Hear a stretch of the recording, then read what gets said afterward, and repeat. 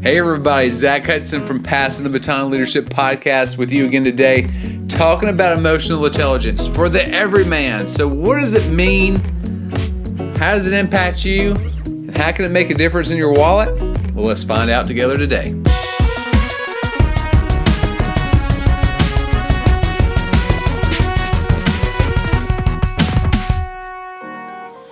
All right, so let's jump right into it. So we're going to talk about emotional intelligence versus your intelligence. So emotional intelligence people sometimes refer to as your EQ, and your intelligence is your IQ. So your intelligence is the same number when you're born as it is when you die, unless you have some kind of mental trauma, brain trauma, it stays the same. So no matter if you are a first grader on the playground, or a boardroom executive making multi-million-dollar decisions every day, that stays the same. So congratulations, you made it into your IQ.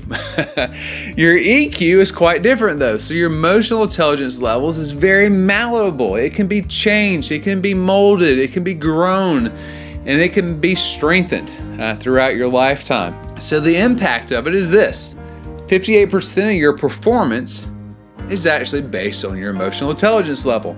So it doesn't matter how smart you are or how capable you are, your emotional intelligence drives the majority of your performance. It's the single biggest indicator of your relationship levels and success with your friends, your career, your salary, and your family. In fact, $29,000 difference. So there's the money difference. If you have a high level EQ, you make on average $29,000 more a year than someone with low EQ.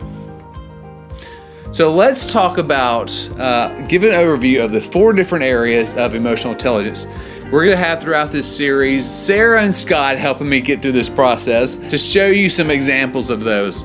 So the first is self-awareness. And if you've listened to Passing the Baton Leadership Podcast, you know that we talk about self-awareness all the time because it's integral to so many parts of your life and success as a leader and business person. Okay, good. Sarah's hanging in there with me. So it's all about how you see yourself and making sure that you see yourself right in the right way.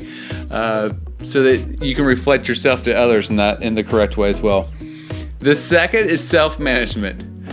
So this is how you handle disappointment, your anger, change, how you handle all those things to be successful with those around you. The third is social awareness. So this is how you read a room. This is how you walk into a circle of friends and you're not that guy. You're not the one that lingers too long or is too weird in what you're doing. This is how you handle your etiquette with others. So the fourth is relationship management. This is how to handle feedback well and not putting up our dukes to fight someone every time that we get into a confrontation with somebody. This is about not sacrificing tomorrow for the short win of today, and how to handle those moments well with others so you can have long-lasting relationships, both at work and at home. So those are the 4 pillars. We're going to jump into those over this series. But until then, think about those things. Think about how you can already see yourself improving in those areas and make it better tomorrow.